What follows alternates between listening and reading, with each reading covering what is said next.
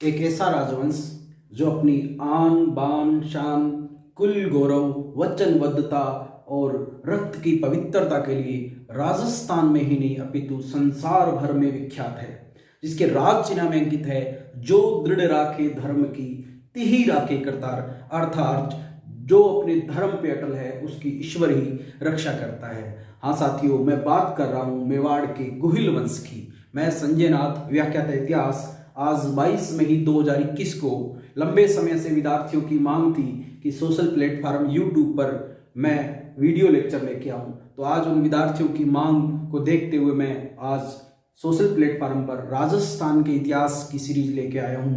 तो शुरू करते हैं साथियों, राजस्थान के इतिहास में मेवाड़ राजवंश।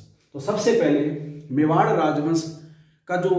राजवंश के गुहिल वंश ने किस क्षेत्र पर राज किया, उस मेवाड़ का प्राचीन नाम क्या था, तो यानी मेवाड़ की भौगोलिक पृष्ठभूमि पे अपने बात करते हैं। तो सबसे पहले साथियों क्या हुआ कि उत्तर पश्चिम में सिकंदर का आक्रमण हुआ, और सिकंदर के आक्रमण के समय जो उत्तर पश्चिम उत्तर भारत में निवास करने वाली कई जातियां हैं वो राजस्थान की ओर आई। उन्हीं में से एक जाति थी शिवी, और शिवी जाति ने क्या है कि राजस्थान में आके राजस्थान का दक्षिणतम क्षेत्र जो वर्तमान में जो उदयपुर के आसपास वाला क्षेत्र है वहां पे आके निवास करने लगी। तो उदयपुर के जो क्षेत्र था उसको प्राचीन काल में शिवी जनपद कहा जाता था, और शिवी जनपद के कुछ सिक्के भी मिले हैं जिनपे उल्लेखित है शिवी जनपद और पृष्ठभाग पर मध्यमिका। तो मध्यमिका क्या थी? मध्यमिका उस शिवी जनपद की राजधानी थी, और वर्तमान में मध्यमिका को कहते हैं नगरी, और नगरी वर्तमान में कहाँ है? चित्तौड़गढ़ में।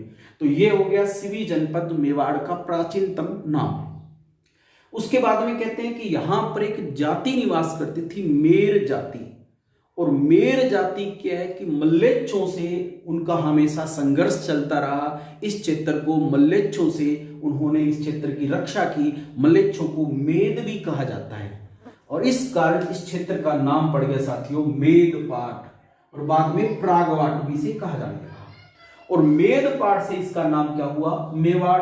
और मेवाड़ का शाब्दिक अर्थ है मेर जाति द्वारा रक्षित। इस मेर जाति द्वारा रक्षित, तो किससे रक्षा की? मेदों से। मेद मतलब मल्लेच्छों से। प्रारंभिक राजधानी इसकी नागदा थी, जो वर्तमान में उदयपुर में स्थित है। और वर्तमान का जो क्षेत्र है वो कौन सा है जो मेवाड़ में शामिल है? उदयपुर है, प्रतापगढ़ है, उदयपुर, प्रतापगढ़, चित्तौड़गढ़, राजसमंद और भीलवाड़ा, ये मेवाड़ रियासत के अंतर्गत आते थे। अपने बात करें अब कि जो मेवाड़ राजवंश है उसके बारे में, ये इनकी किस जाति के थे, इनका निवास स्थान क्या था। तो इनके निवास स्थान और इनकी उत्पत्ति को लेकर विद्वानों में मतभेद है, तो उन पर अपनी बात कर लेते हैं। तो सबसे पहले अपने बात करें कि अबुल फजल, जिसने आईने अकबरी में बताया है कि जो मेवाड़ के गुहिल वंश के लोग हैं वो ईरान के नौशे खां आदिल के वंशज है। आईने अकबरी में अबुल फजल लिखता है कि नौशे खां आदिल का एक पुत्र था नौशेजाद। उसने क्या है कि नौशे खां के विरुद्ध विद्रोह कर दिया, और उसकी माता रूम के केसर की पुत्री थी। विद्रोह करके नौशेजाद भारत आ गया, और एक बड़ी सेना को इकट्ठी करके उसने ईरान पर आक्रमण कर दिया अपने ही पिता के विरुद्ध, और नौशेजाद मारा गया। और उसके जो परिवार के लोग भारत में रह गए, और उन्हीं के वंशज गुहिल है, ऐसा कौन लिखता है? अबुल फजल लिखता है, जो मान्य नहीं है। कर्नल टोड कहते हैं कि वल्लभी कहाँ है मित्रों? गुजरात में शिलादित्य के वंशज है, ये कर्नल टोड ने कहा है। उसके बाद में डी आर भंडारकर आठपुर अभिलेख को आहड़ अभिलेख भी कहते हैं, विक्रमी संवत 1034 का शिलालेख है। उसके अनुसार ये आनंदपुर के नागर ब्राह्मण लोग थे। तो नागर जाति के ब्राह्मण किसने बताया? डी आर भंडारकर ने बताया। उसके बाद में राजस्थान का इतिहास लिखने वाले गोपीनाथ शर्मा ने इन्हें आनंदपुर के ब्राह्मण बताया है। मुहणोत नैणसी की ख्यात और एक इनकी प्रसिद्ध पुस्तक है मारवाड़ा परगना विगत, जिसे राजस्थान का गजेटियर कहा जाता है। तो मुहणोत नैणसी ने भी इन्हें ब्राह्मण बताया। डी आर भंडारकर, गोपीनाथ शर्मा और मुहणोत नैणसी ने इन्हें ब्राह्मण बताया है। डी आर भंडारकर ने नागर जाति के ब्राह्मण, ये थोड़ा स्पेशल है, ये लिख लेना। फिर अपने बात करें गौरी शंकर हीराचंद ओझा, और इन्होंने इन्हें सूर्यवंशी क्षत्रिय बताया, भगवान राम के कुल से बताया, रघुकुल वंश का बताया। सूर्यवंशी क्षत्रिय किसने बताया? गौरी शंकर हीराचंद ओझा ने। उसके अलावा कवि राजा श्यामल दास ने भी इन्हें वल्लभी सेवना बताया है, और कवि राजा श्यामल दास ने कहा कि क्षत्रियों की जो 36 शाखा है उनमें से एक गुहिल है। उसके अलावा बात करें कर्नल जेम्स टोड और मोनोतलेन सिंह, इन्होंने गुहिलों की 24 शाखाओं का उल्लेख किया। कितनी शाखाओं का? 24 शाखाओं का। और उन 24 शाखाओं में जैसे चाकसू के गुहिल है, कल्याणपुर के गुहिल है, गुजरात के गुहिल है, मारवाड़ के गुहिल है, धोड़ के गुहिल है और मेवाड़ के गुहिल है। इन सब में सबसे प्रसिद्ध और प्राचीनतम शाखा है वो है मेवाड़ के गुहिल वंश। आगे चलकर इसी वंश का नाम हो जाता है सिसोदिया राजवंश। और बात करें कि इस वंश का जो मूल पुरुष है, आदि पुरुष है, संस्थापक है, वो कौन है? तो इसका संस्थापक है गुहादित्य। और गुहादित्य ने 566 ईस्वी में गुहिल वंश की स्थापना की, नींव रखी। आगे चलकर गुहादित्य के ही नाम पर इस वंश का नाम गुहिल हो गया। गुहादित्य के बारे में कुछ दंत कथाएं, किंवदंतियां हैं, उन पर भी हम चर्चा कर लेते हैं। तो कहते हैं कि गुजर प्रदेश में एक नगर था केहर नगर, और केहर नगर में एक ब्राह्मण रहता था दिवोदित्य। दिवोदित्य की एक पुत्री थी सुभागा, जो विवाह के दिन ही वो विधवा हो जाती है, और उसके बाद में उनके गुरु ने सुभागा को बीज मंत्र की दीक्षा दी। कहते हैं भी अनजाने में ही सुभागा ने उस बीज मंत्र का जाप किया और सूर्य भगवान प्रकट हुए और सुभागा गर्भवती हो गई। लोकलाज के भय से दिवोदित्य ने अपनी पुत्री सुभागा को वल्लभीपुर पहुंचा दिया। वहां पर उसने एक पुत्र को जन्म दिया और उस पुत्र का नाम था शिलादित्य। कहते हैं भी शिलादित्य के सहपाठी थे, उसको चिढ़ाया करते थे कि तेरे बाप का नाम क्या है।